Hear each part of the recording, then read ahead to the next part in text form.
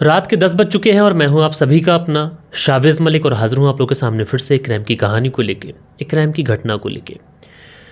दोस्तों, जैसा कि मैंने आप लोगों से एक बार नहीं बल्कि कई बार, सैकड़ों बार आप लोगों से कहा होगा कि आज के इस दौर में ऐसा कोई रिश्ता नहीं है जिस रिश्ते में क्राइम नहीं हुआ हो, ऐसा कोई क्राइम नहीं है जिससे कोई रिश्ता अछूता बचा हो। यानी आज के इस दौर में रिश्ते और क्राइम का चूली दामन का साथ हो गया है। हर रिश्ते को क्राइम ने शर्मसार किया है और हर क्राइम में रिश्ता कहीं ना कहीं इन्वॉल्व हुआ है।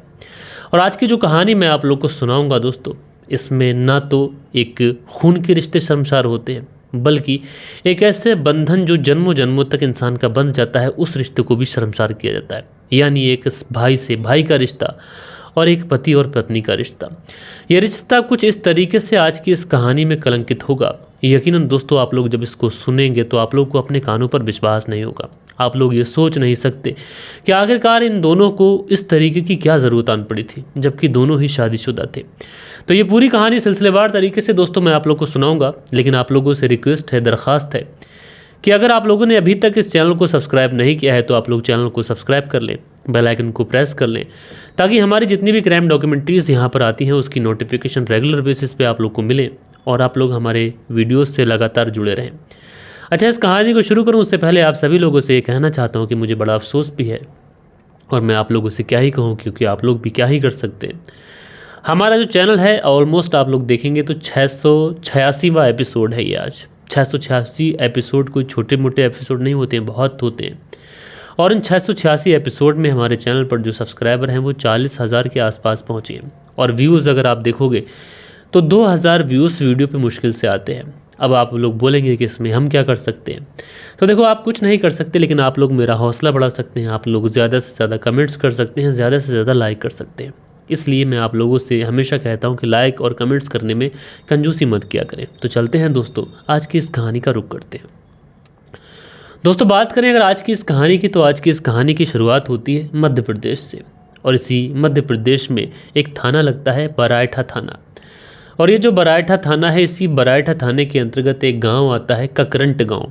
और ये जो ककरंट गांव है दोस्तों, इसी गांव के अंदर एक परिवार रहा करता है। परिवार के जो मुखिया हैं, इनका नाम है मुरली लोधी। और इनका जो बड़ा बेटा है उसका नाम है वीरेंद्र। उम्र लगभग इसकी 25 साल के आसपास है। छोटा बेटा है राजेंद्र उर्फ भागचंद, इसकी उम्र लगभग 20-22 साल के आसपास होगी।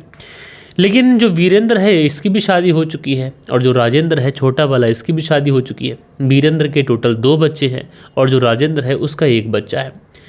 यानी इस परिवार में दोनों बच्चों की शादी हो चुकी थी। परिवार खुश था, सारी ही चीज़ें बहुत बेहतरीन तरीके से चल रही थी। पिता भी कामकाज किया करता था, दोनों बच्चे भी कामकाज किया करते थे, यानी वीरेंद्र और राजेंद्र। और पूरी ही जो फैमिली थी, ये पूरी ही फैमिली सेपरेट तरीके से रहा करती थी। पूरी फैमिली ज्वाइंट फैमिली में थी। घर परिवार का कामकाज अच्छा चल रहा था, पैसों की कोई कमी नहीं थी। हालांकि मेहनत मजदूरी का ही काम था, लेकिन अच्छा चल रहा था और परिवार में सारी चीज़ें सकुशल थी। लेकिन दोस्तों, उसके बाद में एक तारीख आती है, 15 जुलाई साल 2025। 14 जुलाई को सब लोग खाना खाकर अपने अपने कमरे में सोने के लिए चले जाते हैं। लेकिन जैसे ही दोस्तों 15 जुलाई की सुबह का वक्त होता है, जो वीरेंद्र होता है, जिसकी उम्र 25 साल के आसपास होती है, उसकी जो पत्नी है ये ज़ोर ज़ोर से ज़ारो कतार रोने लगती है। अब पत्नी जब इस तरीके से रोती है, दहाड़े मार मार के रोती है, तो जो मुरली होते हैं वीरेंद्र के पिता, वो भी भागते हैं। जो छोटा भाई राजेंद्र उर्फ भागचंद होता है, ये भी भागता है कि भाभी क्यों रो रही है। अब जैसे ही ये लोग कमरे के अंदर पहुंचते हैं तो कमरे का जो दृश्य होता है इनको डरा देता है। दरअसल उस कमरे के अंदर जो वीरेंद्र है वो ज़मीन पर पड़ा हुआ है और उसके सर से भी खून बह रहा है, और देखने से ऐसा लग रहा है कि ये बेहोशी के आलम में है। लिहाजा मुरली जो बाप थे और जो भाई राजेंद्र उर्फ भागचंद था, ये पूछता है कि भैया को क्या हुआ। तो जो वीरचंद की पत्नी होती है वीरेंद्र की, वो कहती है कि दरअसल हम लोग सोए हुए थे और शायद सोते समय ये बेड से गिर गए, और बेड से गिरने की वजह से इनके सर पर चोट लगी, जिससे ये मुझसे कुछ कह भी ना पाए और उनकी मौत हो गई। और जब इस तरीके से लोग सुनते हैं और जो घर वाले सुनते हैं, उनका तो बुरा हाल हो जाता है। मुरली जो थे उनका भी बुरा हाल हो जाता है, क्योंकि उनका जो बेटा, जो घर का बड़ा है, उसकी अचानक से मौत हो जाना। राजेंद्र उर्फ जो भागचंद होता है वो भी परेशान हो जाता है कि भैया इस तरीके से कैसे बेड से गिर गए कि उनकी मौत हो गई। लिहाजा देखते ही देखते ये जो खबर थी ये पूरे गांव के अंदर आग की तरह फैल जाती है कि जो वीरेंद्र है ये बेड से गिर गया और सिर पे चोट लगी, जिसकी वजह से उसकी मौत हो गई। तमाम रिश्तेदारों में हर जगह खबर कर दी जाती है कि अंतिम संस्कार की तैयारियां करनी है। उस समय पर अंतिम संस्कार होगा, सब लोग पहुंच जाइएगा। गांव के अंदर भी तैयारियां चल रही थी। लेकिन दोस्तों इसी बीच में जो मुरली होते हैं उनकी नज़र अपनी बेटे की गर्दन पर पड़ती है। गर्दन पर कुछ निशान सा था, इसलिए मुरली को थोड़ा सा डाउट होता है। मुरली को ऐसा लगता है कि शायद उनकी जो बहू है वो झूठ बोल रही है, लेकिन बहू के ऊपर एक तरीके से कुछ ऐसा लांछन भी वो लगा नहीं सकते थे। लिहाजा उसके बाद में वो लोगों से इस बात को कहते हैं और उसके बाद में लोग सलाह मशवरा देते हैं कि इस बात की सूचना पुलिस को देनी चाहिए कि इस तरीके से एक केस हो गया। अब दोस्तों उसके बाद में जो बरायठा थाना है, यहाँ बरायठा थाने में फ़ोन पहुँचता है कि इस तरीके से एक व्यक्ति की संदिग्ध परिस्थिति में मौत हो गई। रात वो अपनी पत्नी अपने बच्चों के साथ में सोया था, लेकिन पत्नी बता रही है कि वो बेड से गिर गया और इस वजह से मौत हो गई। साहब हमें कुछ संदेह लगता है, एक बार आप देख लीजिए। अब दोस्तों उसके बाद में पुलिस पहुंचती है, लोगों की जो भीड़ होती है उसको बचाते हुए आगे बढ़ती है। जो डेड बॉडी थी उसको देखती है और देखने के बाद में जो पुलिस होती है उस डेड बॉडी को अपनी कस्टडी में लेती है और कस्टडी में लेने के बाद में डेड बॉडी को सीधा पोस्टमार्टम के लिए भेज देती है। अब परिवार वालों को सबको ये इंतज़ार था कि पोस्टमार्टम की रिपोर्ट आए और इस रिपोर्ट में ये खुलासा हो कि आखिरकार ये सब कुछ क्या हुआ है। अब जैसे ही पोस्टमार्टम की रिपोर्ट आती है दोस्तों, ये जो पूरा केस था एकदम से 90 डिग्री तक पलट जाता है। दरअसल जो मौत अभी तक ये लग रही थी कि ये मौत नेचुरल है और ये व्यक्ति गिरे, इनके सर में पीछे वाले हिस्से पे चोट लगी और उसकी वजह से मौत हो गई, लेकिन जो पोस्टमार्टम की रिपोर्ट आई थी उस पोस्टमार्टम की रिपोर्ट में ये हत्या लिखा हुआ था, यानी हत्या हुई है। और हत्या किस तरीके से हुई है, यानी पहले इस वीरेंद्र के साथ में काफ़ी ज़्यादा मार पिटाई की गई है, उसके बाद में इसके गले को दबाया गया है किसी रस्सी से, किसी चुनरी से, और उसके बाद में इसके सर पर किसी भारी भरकम चीज़ से वार किया गया है। यानी इस तरीके से हत्या की गई है और उसको शायद प्लानिंग के तौर पर इस तरीके से डाला गया है कि लग सके कि ये व्यक्ति बेड से गिर गया, उसके बाद इसकी मौत हो गई। लिहाजा उसके बाद में जो वीरेंद्र था उसकी जो पत्नी थी उससे पुलिस पूछताछ करती है। तो जो पत्नी कहती है कि साहब मुझे कुछ नहीं पता, सुबह सुबह जब मैं सो के उठी तो मेरे पति ज़मीन पर गिरे पड़े थे और मैंने उन्हें भरपूर उठाने की कोशिश की, जब वो नहीं उठे तो मैं चीखी और चिल्लाई हूँ। अब रात में क्या हुआ इसके बारे में मुझे कोई जानकारी नहीं। अब पत्नी के खिलाफ कोई सबूत भी था नहीं पुलिस के पास में, इसलिए पुलिस थी पत्नी के ऊपर सख्ती भी नहीं दिखा सकती थी, क्योंकि कोई महिला है, उसके 2 छोटे छोटे बच्चे हैं और उसकी पति की रहस्यमय तरीके से मौत हुई है। ऐसे में पुलिस भला उस महिला के ऊपर क्यों सख्ती दिखाएगी। लिहाजा उसके बाद में पुलिस जो थी वो सारी डिटेल्स जो थी वो इकट्ठा करने लगती है, घर वालों से पूछती है, अज्ञात लोगों के खिलाफ मुकदमा दर्ज करती है और जानकारी जुटाने लग जाती है। पुलिस वाले जो थे इस परिवार के मुखिया मुरली से भी पूछताछ करते हैं। मुरली से पूछते हैं क्या तुम्हें किसी के ऊपर शक है या फिर किसी से हाल फिलहाल में कोई झगड़ा हुआ हो, किसी से कोई पुरानी रंजिश हो, किसी से कोई पैसों का लेन देन हो या फिर कोई ज़मीनी विवाद। तो जो मुरली होते हैं वो कहते हैं कि साहब हमारी कोई ज़्यादा ज़मीन उमीन नहीं है, ना हमारे पास इतना पैसा है, ना हमारी किसी से दुश्मनी है। हम तो सीधे साधे लोग हैं, मेहनत मजदूरी करते हैं, जो पैसे उससे कमा लेते हैं उसी से अपना भरण पोषण करते हैं। तो भला ऐसे में हम किससे लड़ेंगे, किससे दुश्मनी मोल लेंगे। साहब ऐसा पॉसिबल नहीं है कि हमारे बच्चे की किसी से दुश्मनी हो।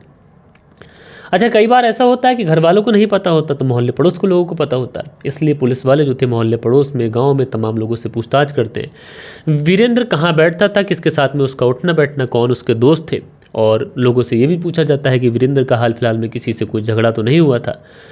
तो जितने भी आस पड़ोस के लोग होते हैं वो कहते हैं कि साहब वीरेंद्र का किसी से कोई झगड़ा नहीं हुआ था। अब पुलिस इस पूरे मामले में करे तो करे क्या, आखिरकार ये जो हत्या है हत्या भी हुई है, लेकिन पुलिस के पास कोई सबूत भी नहीं है। लोगों से ये पूछा जाता है कि इस रात किसी ने इस घर से किसी को निकलते देखा, आते देखा, जाते देखा। तो लोग कहते हैं कि साहब ऐसा कोई भी व्यक्ति हमने इधर से आते जाते नहीं देखा। अब पुलिस बड़ा हैरान है कि आखिरकार क्या हुआ। उसके बाद में पुलिस जो थी वो एक तरीके से ओल्ड वाला जो पुलिस का मेथड था उस मेथड को पुलिस इस्तेमाल करती है। गांव के अंदर अपने मुखबिर तंत्र जो होता है उसको एक्टिव करती है। एक्टिव करने के बाद में पुलिस इंतज़ार करती है और जो मुखबिर होते हैं वो पुलिस को कुछ ऐसी बातें आकर बताते हैं कि जिससे जो पुलिस का शक था वो यकीन में बदल जाता है, क्योंकि पुलिस को कुछ ऐसा शक था। जो वीरेंद्र के भाई राजेंद्र उर्फ भागचंद है उससे जब पुलिस ने पूछताछ की थी तो उसके जवाब कहीं ना कहीं गोलमटोल थे, लिहाजा उसके ऊपर शक तो था, लेकिन शक के आधार पर अगर पुलिस उसको अरेस्ट कर लेती तो शायद लोगों का प्रेशर पुलिस के ऊपर पड़ता और पुलिस से लोग यही कहते कि तुम असली कातिल को नहीं पकड़ पा रहे हो, इसलिए घर के किसी बंदे को फंसा रहे हो। लिहाजा जो मुखबिर हैं वो आके बताते हैं जो वीरेंद्र और राजेंद्र हैं ये दोनों भाई शादीशुदा हैं, लेकिन जो राजेंद्र है उसके वीरेंद्र की पत्नी के साथ में नाजायज़ ताल्लुकात हैं, रिश्ते हैं। अब जैसे ही ये चीज़ें पता चलती हैं तो पुलिस वाले जो थे वो राजेंद्र की और वीरेंद्र की पत्नी की इनकी सारी छानबीन करने के बाद में इन दोनों को उठाती है। उठाने के बाद में इन्हें पुलिस थाने लेके आ जाती है। पुलिस थाने लाने के बाद में जब इन दोनों से पूछताछ की जाती है तो शुरुआत में ये पुलिस को गुमराह करने की हर संभव कोशिश करते हैं, पुलिस को घुमाते हैं फिराते हैं, लेकिन दोस्तों पुलिस के पास में पुख्ता सबूत था, मुखबिरों ने बिल्कुल पुख्ता डिटेल पुलिस को दी थी, लिहाजा पुलिस अब इनके ऊपर सख्ती दिखाती है। और जैसे ही पुलिस इनकी मेहमान नवाजी शुरू करती है, ये लोग पुलिस के सामने टूट जाते हैं। और टूटने के बाद में जो कहानी सुनाते हैं दोस्तों, यकीनन दोस्तों आप लोग जब ये कहानी को सुनेंगे तो आप लोग हैरान और परेशान हो जाएंगे। दरअसल जो राजेंद्र उर्फ भागचंद था, ये पुलिस को बताता है कि उसकी भाभी के साथ में उसके 4 साल से अवैध रिश्ते हैं। जब भाभी की शादी भैया वीरेंद्र से हुई थी और जब भाभी घर आई थी तो उसके बाद में ये जो राजेंद्र उर्फ भागचंद था, ये अपनी भाभी से हमेशा हंसी मजाक किया करता था। वो हमेशा कहा करता था कि भाभी आप देखने में बहुत ज़्यादा खूबसूरत हैं और अगर मैं कभी शादी करूंगा तो तुम्हारे जैसी पत्नी से शादी करूंगा। भैया तो बहुत ज़्यादा भाग्यशाली हैं कि उन्हें तुम्हारी जैसी पत्नी मिल गई। जो वीरेंद्र की पत्नी थी वो कहीं ना कहीं इस भागचंद की बातों में आ जाती है। भागचंद की बातों में आती है क्योंकि तारीफ जो होती है वो किसी भी महिला की कमज़ोरी होती है। और मैं बार बार कहता हूँ दोस्तों कि किसी भी पराये मर्द से तारीफ सुनना उस महिला की सबसे बड़ी बेवकूफ़ी है। अगर कोई तारीफ़ करता है तो उसके पीछे कोई मतलब छुपा होता है। आज के ज़माने में कोई किसी की तारीफ़ नहीं करता। लिहाजा ये जो महिला थी उसके झांसे में आती है अपने देवर भागचंद के, और उसके बाद में उसके साथ अनैतिक रिश्तों में बन जाती है। अनैतिक रिश्तों में बनती है, आए दिन संबंध बनते हैं, ये सारी चीज़ें होती रहती हैं। उसके बाद में राजेंद्र उर्फ भागचंद की शादी भी हो जाती है। समय यूँ ही गुजरता रहता है, लेकिन लगातार भैया के सो जाने के बाद में भागचंद जो था अपनी भाभी के कमरे में पहुँचा करता था। अपनी पत्नी जब सो जाती थी उधर भैया सो जाते थे, उसके बावजूद भी ये अपनी पत्नी के पास में अपनी भाभी के पास में जाया करता था। दोस्तों एक तरफ भाभी जो है वो भी शादीशुदा है, अगर उसको जिस्मानी कुछ भूख रहेगी तो वो अपने पति से कह सकती है। दूसरी तरफ जो राजेंद्र उर्फ भागचंद है ये भी शादीशुदा है, अगर इसको कुछ जिस्मानी ताल्लुकात की कुछ नीड्स रहेगी तो इसके पास भी पत्नी है। लेकिन उसके बावजूद भी ये चोरी छुपे अपनी भाभी के कमरे में जाता है, उसके साथ शारीरिक संबंध बनाता है। 14 जुलाई की बात है। 14 जुलाई साल 2025 को रात के समय ये भागचंद अपनी भाभी के साथ में नग्न अवस्था में शारीरिक संबंध बना रहा होता है कि उसी समय जो वीरेंद्र होता है वो अपनी पत्नी को रंगे हाथों पकड़ लेता है अपने भाई के साथ में। जब वो पकड़ता है तो इन तीनों के बीच में काफ़ी ज़्यादा झगड़ा होता है और इसी झगड़े में राजेंद्र उर्फ भागचंद और वीरेंद्र की पत्नी ये दोनों मिलकर वीरेंद्र की हत्या कर देते हैं। हत्या करने के बाद में ये लोग उसके शव को वहीं पर छोड़ते हैं और कहते हैं कि सुबह को इस तरीके से नाटक कर लेना। यकीनन दोस्तों पुलिस जब इस पूरे केस का खुलासा करती है तो लोग हैरान होते हैं कि आखिरकार आज के इस दौर में कौन से ऐसे रिश्ता है जिस रिश्ते पर भरोसा कर लिया जाए। दोस्तों आप लोग बताइएगा कि ये जो भाई है आखिर किस तरीके का भाई है, ये जो पत्नी है आखिर किस तरीके की पत्नी है, और दूसरी तरफ जो राजेंद्र उर्फ भागचंद की पत्नी थी उसका भी एक बच्चा है, उसके ऊपर क्या गुजरेगी। पति जेल में जाएगा और सिर्फ इस वजह से कि वो अपनी भाभी के साथ अवैध रिश्तों में था और उसने अपने भाई का कत्ल कर दिया। ज़रा सोचिए कि उस परिवार के मुखिया मुरली के ऊपर क्या बीती होगी। एक बेटा जो दूसरे बेटे का कत्ल कर देता है और अपनी भाभी के साथ में नाजायज़ रिश्ते रखता है। आप लोग जो भी राय रखते हो कमेंट्स में ज़रूर से ज़रूर बताइएगा। बाकी दोस्तों कल के दिन आप लोग के कुछ प्यारे प्यारे कमेंट्स भी थे, वक्त होता है कि आप लोगों के कमेंट्स पढ़ लिए जाएं। सो दोस्तों कल के दिन जो आप लोगों के प्यारे प्यारे कमेंट्स थे, इसमें प्रेम कुमार लिखते हैं, मलिक साहब कहानी बहुत बढ़िया है, मैं यूपी के बरेली से आपको सुनता हूँ। तो प्रेम कुमार जी मेरे भाई आपका बहुत बहुत शुक्रिया। शाकिब फरहान हैं जो हमें लाइक करते हैं, शुक्रिया। धीरज सिंह है लिखते हैं, जय श्री राम मलिक भाई जी। मलिक भाई इसमें पत्नी ज़रूर शामिल होगी, कहानी अच्छी लगी भैया। तो धीरज सिंह जी मेरे भाई आपका बहुत बहुत शुक्रिया। प्रकाश लिखते हैं, बिग फैन फ्रॉम नेपाल। तो प्रकाश जी शुक्रिया आपका। मोहम्मद रियाज हैं लिखते हैं, नाइस स्टोरी सर जी, ओमान से सुनते हैं, शुक्रिया भाई। सरफराज सिद्दीकी जी प्यारा सा कमेंट्स करते हैं, शुक्रिया। जावेद अंसारी जी लिखते हैं, नाइस स्टोरी भैया, सलामत रहिए, शुक्रिया मेरे भाई। एक खान लिखते हैं, गुड स्टोरी भाई, सलामत रहें। तो एक खान जी शुक्रिया। मोसाहब अंसारी हैं लिखते हैं, सर मैं नेपाल से हूँ और अभी कतर से आपकी कहानी को सुनता हूँ, स्टोरी अच्छा लगता है। मोसाहब अंसारी, तो मोसाहब अंसारी जी शुक्रिया आपका। मंसूरी भाईजान जी प्यारा सा कमेंट्स करते हैं, लिखते हैं गुड जॉब, शुक्रिया आपका। संजू यादव है लिखते हैं, नमस्कार मलिक भाई साहब, कहानी सुपर है। तो संजू यादव जी नमस्कार भैया, शुक्रिया आपका। उसके बाद में इम्तियाज़ शाह लिखते हैं, सर जी आपकी आवाज़ बहुत अच्छी है। इम्तियाज़ शाह जी शुक्रिया आपका। जनाब सलामत रहिए, नफ़रत झूठ और नाजायज़ रिश्ते ऐसी ही कहानी को जन्म देते हैं, अफसोस है को वैसे सुनते हैं। अंसारी सुहेल, तो अंसारी सुहेल जी शुक्रिया। समीर चौधरी हैं लिखते हैं, ज़िंदगी में एक वक्त ऐसा भी आता है कि जब इंसान हर रिश्ते हकीकत से वाकिफ़ हो जाता है तो कुछ लोग दिलों से अपनी जगह बना लेते हैं और कुछ लोग दिलों में हमेशा के लिए दिलों से उतर जाते हैं। बहुत अच्छी बात कही समीर चौधरी जी आपने, शुक्रिया आपका। सैफ़ खान लिखते हैं, वालेकुम सलाम भाई। तो सैफ़ खान जी शुक्रिया। मंसूरी भाईजान जी प्यारा सा कमेंट्स करते हैं, शुक्रिया। प्रेम कुमार जी लिखते हैं, पत्नी ज़रूर शामिल होगी इसमें, तो शुक्रिया मेरे भाई। हारून अंसारी लिखते हैं, अस्सलाम वालेकुम मलिक भाई, आपकी कहानी को दुबई से सुनता हूँ और कुशीनगर का रहने वाला हूँ। तो हारून अंसारी जी मेरे भाई शुक्रिया। इदरीस खान मुंबई से कहानी सुनते हैं। मंसूरी भाईजान जी प्यारा सा कमेंट्स करते हैं। लईक अब्बास गुलिस्तानाज बागपत यूपी से कहानी सुनते हैं। नसीर अहमद लिखते हैं, अस्सलाम वालेकुम शाबिज भाई। तो नसीर अहमद जी शुक्रिया। साहिल लिखते हैं, शाबुद्दीन इनका नाम है। शीलनिधि शर्मा लिखते हैं, सभी मित्रों से निवेदन है कि अपना ही चैनल है और सम्मति है कि लाइक और आलस्य ना करें और अपना सम्मान है दोस्तों। तो मेरे भाई आपका शुक्रिया शीलनदी जी। हारून अंसारी जी कमेंट्स करते हैं, शुक्रिया।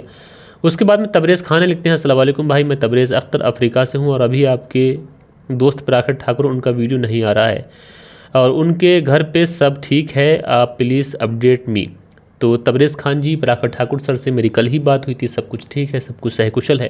थोड़ी सी प्रॉब्लम्स हुई थी चैनल पर, तो हो सकता है कि आज कितनी तारीख है, 26 या 27, तो 30 तारीख से पहले पहले आपको उनके चैनल पर वीडियो मिल जाएगा। 3 महीने का अल्टीमेटम था, खैर अब सब कुछ ठीक हो चुका है। मंसूरी भाईजान लिखते हैं, भाई जी पत्नी 100% शामिल होगी, शुक्रिया। सर फरजान सिद्दीकी हैं, लिखते हैं sir most want to arrest, she most want to arrest, शुक्रिया आपका।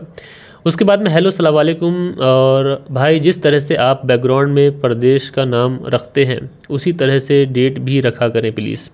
तो डेट तो मैं कहानी में बताता ही हूँ। उसके बाद में बालिश बिहारी हैं, लिखते हैं मलिक साहब जी नमस्कार जी, इस सारी पत्नी को ऐसा नहीं करना चाहिए था, शुक्रिया। आचार्य कौशल जी कहानी सुनते लिखते हैं, आरती इस मामले में शामिल है। तो आचार्य कौशल जी आपने अपना मत रखा, शुक्रिया आपका। फरजाना सिद्दीकी हैं, लिखते हैं second wife is also culprit, शुक्रिया आपका। नसीर अहमद लिखते हैं, भाई जो कहते हैं कि आपका अपना शाबेज़ मलिक, तो भाभी कुछ नहीं कहती हैं आपको। नहीं, मैं भाई आपका ही अपना शाबेज़ मलिक हूँ, तो भाभी इस पर क्यों एतराज़ करेगी। अनवर अहमद लिखते हैं, सबसे पहले ज्ञान और उपदेश ज़्यादा देकर समय ख़राब करते हो, फिर भी मैं आपका सब्सक्राइबर हूँ। तो अनवर अहमद जी, इसीलिए मैं आपको इतना प्यार करता हूँ। सुनील त्यागी जी प्यारा सा कमेंट्स करते हैं, बुलंदशहर से सचिन चौधरी जी कमेंट्स करते हैं। सो दोस्तों, ये कुछ प्यारे प्यारे कमेंट्स थे जो कल के दिन आप लोगों ने किए थे। आशा करता हूँ कि आज की जो कहानी है ये आप लोग को ज़रूर से ज़रूर पसंद आई होगी। कहानी पसंद आई हो तो एक लाइक करिएगा, दोस्तों और मित्रों के साथ में ज़रूर शेयर करिएगा। बाकी दोस्तों मिलते हैं कल के दिन किसी और स्टोरी के साथ में। जब तक के लिए अपना ख्याल रखें, देश का ख्याल रखें, परिवार के रिश्तों की अहमियत को समझें। जय हिंद, जय भारत।